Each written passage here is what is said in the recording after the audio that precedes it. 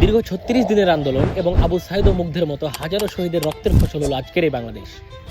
আর এই ফ্যাসিবাদ মুক্ত নতুন বাংলাদেশে জনগণের সর্বোচ্চ অধিকার নিশ্চিত করতে গণভোটে হ্যাঁ ভোটের সিদ্ধান্ত নেওয়া হয়। তবে গণভোটে না ভোট হতে পারে নতুন বাংলাদেশ বিনির্মাণে এক বিশাল বাধা। গণভোটে না দিলে নাগরিক হবে দাস। রাষ্ট্রপতির হাতে যে কোনো অপরাধীকে ক্ষমা করার অধিকার থাকবে, ফলে সুবিচার পাওয়ার পথ বন্ধ হয়ে যাবে।